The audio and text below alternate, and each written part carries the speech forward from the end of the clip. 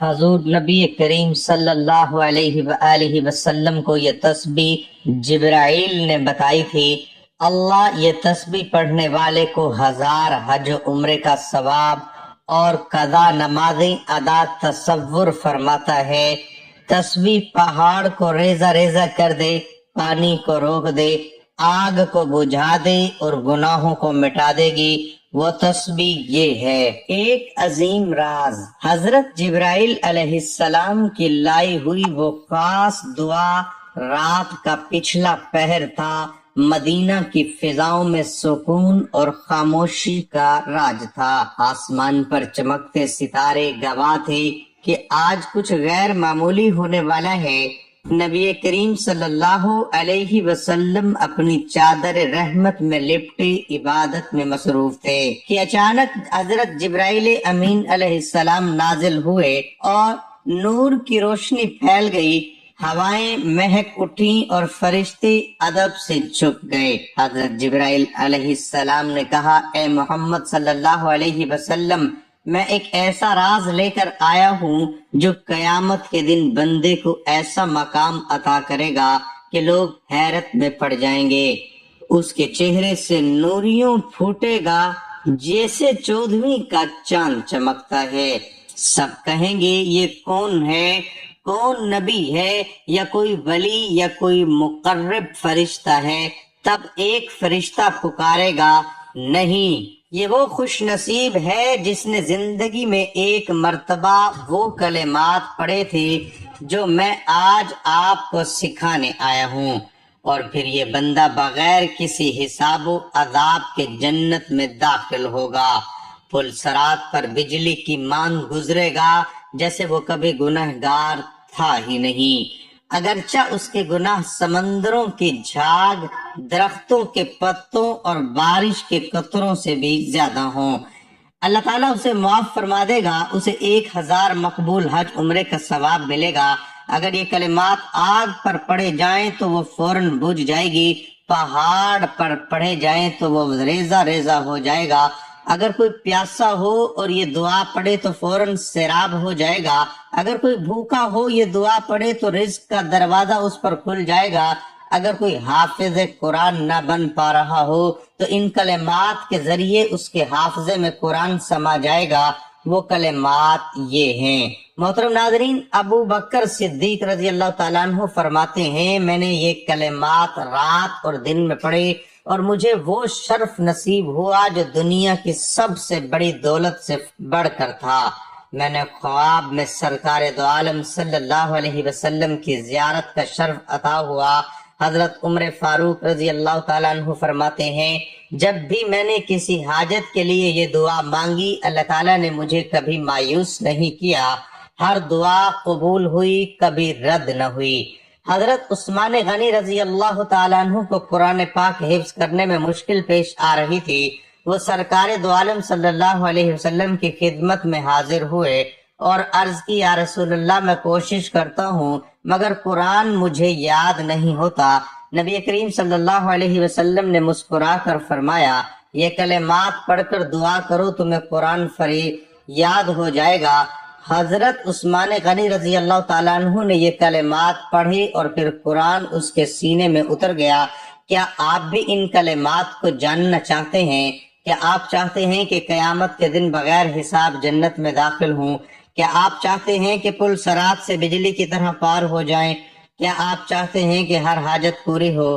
یہ وہ راز ہے جو حضرت جبرائیل علیہ السلام نے خود لے کر آئے۔ نبی کریم صلی اللہ علیہ وسلم نے فرمایا، اسلام خود لے کر آئے جنتی۔ نبی کریم صلی اللہ علیہ وسلم نے فرمایا، مجھے میری امت میں سے 70,000 افراد دکھائے گئے جو بغیر حساب و کتاب میں جنت میں داخل ہوں گے۔ یہ وہ لوگ ہوں گے جو جھاڑ پھونک نہیں کرواتے، بدشگونی نہیں لیتے اور اللہ پر کامل بھروسہ رکھتے ہیں۔ یہ سن کر حضرت عکاشہ نے عرض کیا، یا رسول اللہ، دعا کریں کہ میں بھی ان میں شامل ہو جاؤں۔ آپ صلی اللہ علیہ وسلم نے فرمایا، تم ان میں شامل ہو۔ پھر ایک اور شخص نے کھڑے ہو کر کہا، یا رسول اللہ، میرے لیے بھی دعا کریں۔ آپ صلی اللہ علیہ وسلم نے فرمایا، عکاشہ، تم سے سبقت لے گئے۔ حشر کا دن سورج سوا نیزے پر ہوگا، زمین تانبے کی طرح تپ رہی ہے، لوگ پسینے میں ڈوبے ہیں، ہر شخص خوف زدہ ہے کہ نہ جانے اس کے اعمال کا کیا فیصلہ ہوگا۔ اسی ہجوم میں ایک چہرہ چمک رہا ہے، نہیں بلکہ لوگ کہیں گے یہ تو نور ہے، ایسا نور جو 14ویں رات کے چاند کی طرح جگمگا رہا ہے۔ لوگ حیران ہیں، سرگوشیاں ہو رہی ہیں، یہ کوئی نبی ہے، کوئی مقرب فرشتہ، آخر یہ کون خوش نصیب ہے؟ اچانک آسمان سے ایک اعلان ہوتا ہے، یہ وہ بندہ ہے جس نے یہ کلمات پڑھے تھے جو اللہ کے خاص بندوں کے نصیب میں لکھے گئے، اور پھر وہ شخص بغیر حساب و کتاب جنت میں داخل ہو جاتا ہے۔ پل صراط پر یوں گزر جاتا ہے جیسے تیز ہوا کا جھونکا، اس کے گناہوں کا نام و نشان تک نہیں رہتا، گویا وہ دنیا میں کبھی خطا کار تھا ہی نہیں۔ اس کے اعمال نامے میں 1000 حج و عمرے کا ثواب لکھ دیا جاتا ہے۔ یہ وہی کلمات ہیں جو پیاسے کو سیراب کر دیتے ہیں، بھوکے کے لیے رزق کے دروازے کھول دیتے ہیں، پہاڑوں کو ریزہ ریزہ کر دیتے ہیں، آگ کو فوراً بجھا دیتے ہیں، حافظ قرآن کو ایسا حافظہ عطا کرتے ہیں کہ الفاظ دل پر نقش ہو جاتے ہیں۔ حضرت ابوبکر صدیق رضی اللہ تعالیٰ عنہ فرماتے ہیں، میں نے یہ کلمات پڑھے اور اسی رات خواب میں سرکار دو عالم صلی اللہ علیہ وسلم کی زیارت نصیب ہوئی۔ حضرت عمر فاروق کہتے ہیں، میں نے اس ہر حاجت کے لیے یہ پڑھی اور کبھی رد نہ ہوئی۔ حضرت عثمان غنی گواہی دیتے ہیں، مجھے قرآن حفظ کرنے میں مشکل تھی، میں نے یہ کلمات پڑھے اور قرآن میرے سینے میں اتر گیا۔ حضرت علی رضی اللہ تعالیٰ عنہ فرماتے ہیں، جب میں تلوار تھامتا تو میرا دل اللہ کے نور سے روشن ہو جاتا، میں یہ کلمات پڑھتا تو زمین و آسمان کے درمیان پل باندھ دیتے، اور پھر میری تلوار روشنی کی مانند لمبی ہو کر دشمن کے سینے پہ اتر جاتی، میں جہاں چاہتا میرا وار وہیں جا پہنچتا اور پہاڑ میرے سامنے موم کی طرح پنگل جاتے۔ میری تلوار صرف فولاد کی نہیں تھی بلکہ اس میں اللہ کے حکم کی بجلی دوڑتی تھی، دشمن میرا نام سنتے ہی لرز اٹھتے، میدان جنگ میری ضربوں سے گونجنے لگتا اور میں دیکھتا کہ فتح میرے قدموں میں آ کر گری۔ اللہ نے مجھے وہ ہاتھ عطا کیے جو ظلم کا بوجھ کاٹ دیتے، وہ بازو دیے جو حق کا جھنڈا بلند کرتے، اور وہ نظر دی جو آنے والے وقت کے چالوں کو بھانپ لیتی۔ مجھے جنگوں میں کامیابی میری طاقت سے نہیں بلکہ اس یقین سے ملی کہ میں حق پر تھا، اور حق کی حمایت میں میرا ہر وار بجلی کی کڑک اور ہر قدم شیر کی گرج تھا۔ یہ وہ خزانہ ہے جسے جبرائیل امین علیہ السلام خود لے کر آئے، یہ وہ راز جو قیامت میں نجات کا ذریعہ بنے گا۔ یہ ایک حیران کن منظر تھا۔ صحابہ کرام رضی اللہ عنہم کریم صلی اللہ علیہ وسلم کے گرد بیٹھے ہوئے تھے کہ اچانک ایک اجنبی شخص مسجد میں داخل ہوا۔ اس کے کپڑے نہایت سفید، بال کالے اور سفر کے کوئی آثار نہ تھے، کسی نے اسے پہلے نہیں دیکھا تھا۔ وہ نبی کریم صلی اللہ علیہ وسلم کے قریب آیا، بالکل سامنے بیٹھ کر گھٹنوں سے گھٹنے ملا دیے اور ہاتھ اپنی رانوں پر رکھ دیے۔ اس نے کہا، اے محمد صلی اللہ علیہ وسلم، مجھے اسلام کے بارے میں بتائیے۔ رسول اللہ صلی اللہ علیہ وسلم نے فرمایا، اسلام یہ ہے کہ تم گواہی دو کہ اللہ کے سوا کوئی معبود نہیں اور محمد صلی اللہ علیہ وسلم اللہ کے رسول ہیں، نماز قائم کرو، زکوٰۃ دو، رمضان کے روزے رکھو اور استطاعت ہو تو حج کرو۔ اجنبی نے کہا، آپ نے سچ فرمایا۔ صحابہ حیران تھے، یہ شخص سوال بھی کر رہا تھا اور خود ہی جواب کی تصدیق بھی کر رہا تھا۔ پھر اس نے پوچھا، مجھے ایمان کے بارے میں بتائیے۔ آپ صلی اللہ علیہ وسلم نے فرمایا، ایمان یہ ہے کہ تم اللہ اور اس کے فرشتے، اس کے کتابوں، اس کے رسولوں، قیامت کے دن اور تقدیر پر ایمان رکھو، چاہے وہ اچھی ہو یا بری۔ اس شخص نے پھر وہی کہا، آپ نے سچ فرمایا۔ پھر اس نے پوچھا، مجھے احسان کے بارے میں بتائیے۔ رسول اللہ صلی اللہ علیہ وسلم نے فرمایا، احسان یہ ہے کہ تم اللہ کی عبادت ایسے کرو جیسے تم اسے دیکھ رہے ہو، اور اگر یہ نہ ہو تو کم از کم یہ یقین رکھو کہ وہ تمہیں دیکھ رہا ہے۔ پھر اس اجنبی نے قیامت کی نشانیاں پوچھی اور کہا، نشانیوں کے ذکر کے بعد وہ چلا گیا۔ نبی کریم صلی اللہ علیہ وسلم نے صحابہ سے پوچھا، جانتے ہو یہ کون تھا؟ صحابہ نے کہا، اللہ اور اس کا رسول بہتر جانتے ہیں۔ آپ صلی اللہ علیہ وسلم نے فرمایا، یہ جبرائیل تھے۔ جو تمہیں تمہارا دین سکھانے آئے تھے۔ نبی کریم صلی اللہ علیہ وسلم نے فرمایا قیامت سے پہلے دجال ظاہر ہوگا جو دنیا کا سب سے بڑا فتنہ ہوگا۔ وہ ایک آنکھ سے کانا ہوگا، اس کی دوسری آنکھ انگور کی طرح ابھری ہوئی ہوگی۔ وہ لوگوں کو جنت اور جہنم دکھائے گا، لیکن اس کی جنت اصل میں جہنم ہوگی، اس کی جہنم اصل میں جنت ہوگی۔ صحابہ حیران ہو کر سن رہے تھے۔ آپ صلی اللہ علیہ وسلم نے مزید فرمایا زمین میں 40 دن تک رہے گا، لیکن وہ دن اس طرح ہوں گے، پہلا دن 1 سال کے برابر، دوسرا دن 1 مہینے کے برابر، تیسرا دن 1 ہفتے کے برابر، باقی دن عام دنوں جیسے ہوں گے۔ صحابہ نے فوراً پوچھا یا رسول اللہ جو دن 1 سال کے برابر ہوگا کیا اس میں ہم صرف 5 نمازیں پڑھیں گے؟ آپ صلی اللہ علیہ وسلم نے فرمایا نہیں، بلکہ وقت کا حساب کر کے نمازیں ادا کرنا۔ پھر آپ صلی اللہ علیہ وسلم نے فرمایا دجال پوری زمین پر تیزی سے سفر کرے گا جیسے بادلوں کی ہوا اڑاتی ہے۔ وہ مدینہ اور مکہ میں داخل نہیں ہو سکے گا کیونکہ وہاں فرشتے اس کی حفاظت کریں گے۔ پھر نبی صلی اللہ علیہ وسلم نے دجال کے قتل کی خبر سنائی۔ عیسیٰ ابن مریم علیہ السلام دمشق کے مشرق میں سفید مینار پر اتریں گے، اس کے ہاتھوں میں نیزہ ہوگا۔ وہ دجال کو اسرائیل کے قریب ایک جگہ میں قتل کریں گے۔ ایک رات جب مکہ خاموش تھا، رسول اللہ صلی اللہ علیہ وسلم پر وحی کا نزول ہوا، اے محمد تمہیں آسمانی سفر پر لے جایا جائے گا۔ جبرائیل علیہ السلام آپ کو وہ بیت المقدس مسجد اقصی لے گئے جہاں تمام انبیاء نے آپ کے پیچھے نماز ادا کی۔ پھر آپ کا سفر آسمانوں کی طرف ہوا۔ پہلے آسمان پر حضرت آدم علیہ السلام سے ملاقات ہوئی، دوسرے آسمان پر حضرت یحییٰ اور حضرت عیسیٰ، تیسرے آسمان پر حضرت یوسف، چوتھے آسمان پر حضرت ادریس، پانچویں آسمان پر حضرت ہارون، چھٹے آسمان پر حضرت موسیٰ، ساتویں آسمان پر حضرت ابراہیم سے ملاقات ہوئی جو بیت المعمور کے ساتھ ٹیک لگائے بیٹھے تھے۔ پھر آپ کو سدرۃ المنتہا تک لے جایا گیا جہاں جبرائیل رک گئے اور کہا اے محمد اس سے آگے جانے کی مجھے اجازت نہیں، یہاں سے آپ کو اکیلے جانا ہوگا۔ اور پھر اللہ رب العزت سے ملاقات ہوئی جہاں 50 نمازوں کا حکم ہوا جو بعد میں 5 کر دی گئیں، لیکن ان کا اجر 50 ہی رکھا گیا۔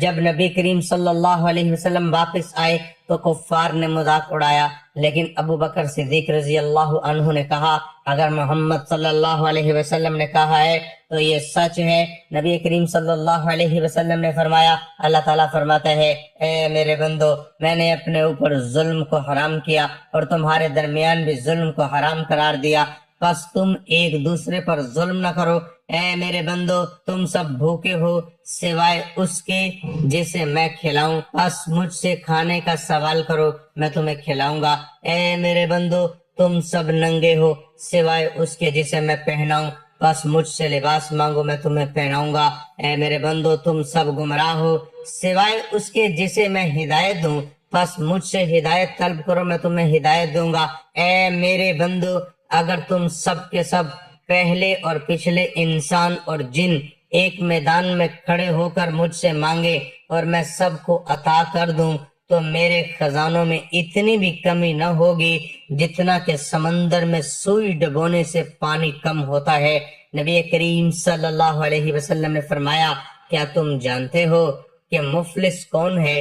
صحابہ نے عرض کیا ہم میں مفلس وہ ہے جس کے پاس نہ درہم ہو نہ مال۔ آپ صلی اللہ علیہ وسلم نے فرمایا میری امت کا مفلس وہ شخص ہوگا جو قیامت کے دن نماز، روزہ اور زکوٰۃ لے کر آئے گا، لیکن اس نے کسی کو گالی دی ہوگی، کسی پر تہمت لگائی ہوگی، کسی کا مال کھایا ہوگا، کسی کا خون بہایا ہوگا، کسی کو مارا ہوگا، بس اس کی نیکیاں ان لوگوں میں بانٹ دی جائیں گی۔ اگر اس کی نیکیاں ختم ہو گئیں اور حقوق باقی رہی تو ان لوگوں کے گناہ اس پر ڈال دیے جائیں گے اور پھر اسے جہنم میں ڈال دیا جائے گا۔ نبی کریم صلی اللہ علیہ وسلم نے فرمایا بنی اسرائیل میں 3 شخص تھے، ایک کوڑھی، دوسرا گنجا، تیسرا نابینا۔ اللہ تعالیٰ نے انہیں آزمانا چاہا، پس ان کے پاس ایک فرشتہ آیا۔ سب سے پہلے کوڑھی کے پاس آیا اور پوچھا تمہیں کیا چیز سب سے زیادہ پسند ہے؟ اس نے کہا اچھا رنگ اور اچھی جلد تاکہ لوگ مجھ سے نفرت نہ کریں۔ فرشتے نے اس پر ہاتھ پھیرا تو وہ خوبصورت ہو گیا۔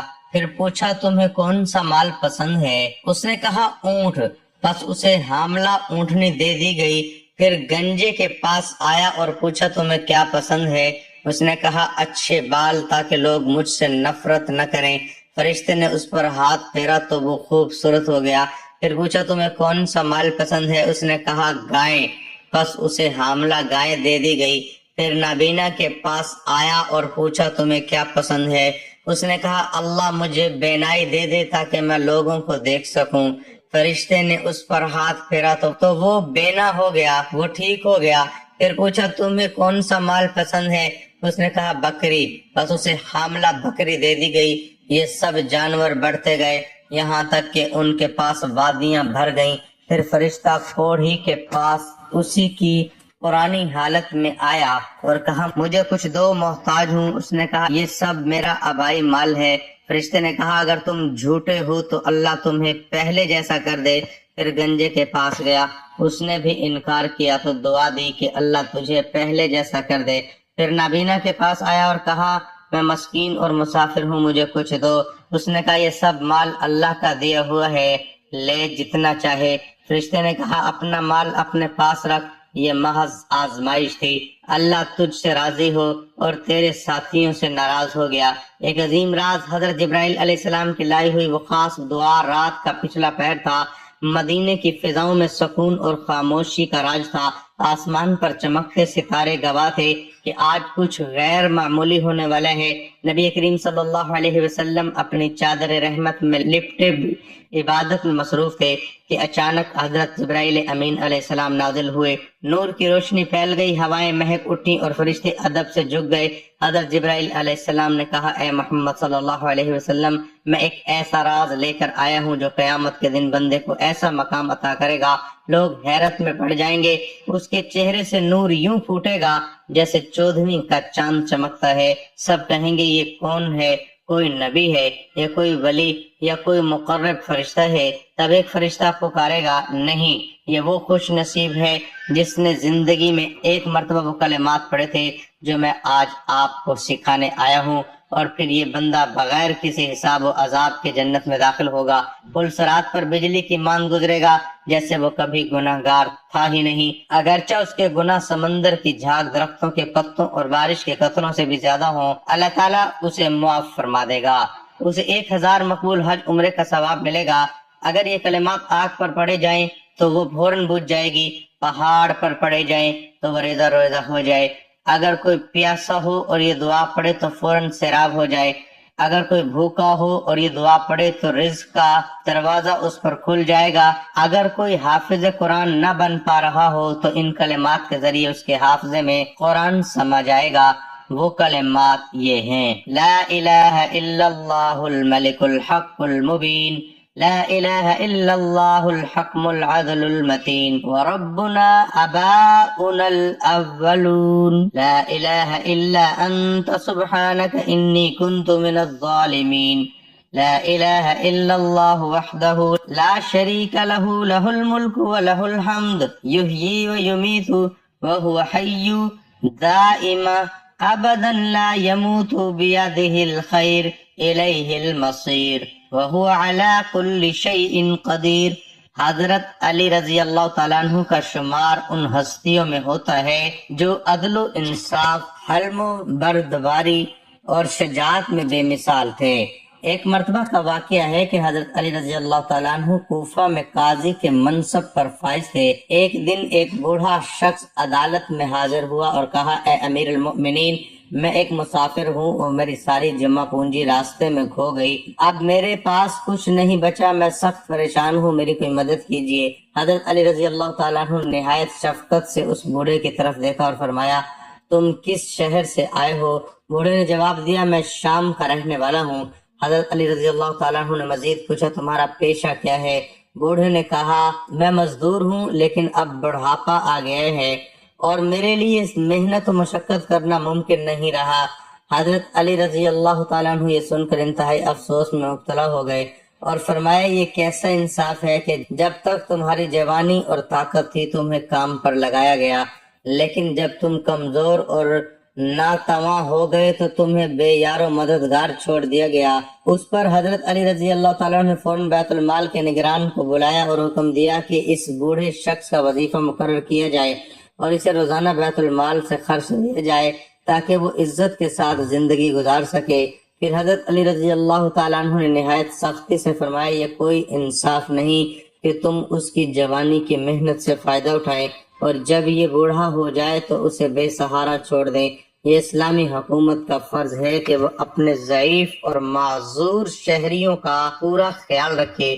یہ سنتے ہی مجلس میں بیٹھے تمام افراد حیرت زدہ رہ گئے کہ ایک غیر مسلم بوڑھے کے لیے حضرت علی رضی اللہ تعالیٰ عنہ نے اتنا رحم اور عدل کا مظاہرہ کیا۔ آپ علیہ السلام نے نہ صرف فوری مدد فراہم کی بلکہ اسلامی حکومت کے عدل و انصاف کی روشن مثال قائم کر دی۔ یہ واقعہ اس بات کا ثبوت ہے کہ حضرت علی رضی اللہ تعالیٰ عنہ کے عدل و انصاف کی کوئی حد نہ تھی اور وہ ہر انسان کو برابر سمجھتے تھے، چاہے وہ کسی بھی مذہب یا نسل سے تعلق رکھتا ہو۔ اللہ تعالی ہم تمام مسلمان بہن بھائیوں پر فضل و کرم فرمائے، آمین یا رب العالمین۔ جزاک اللہ خیرا کثیرا۔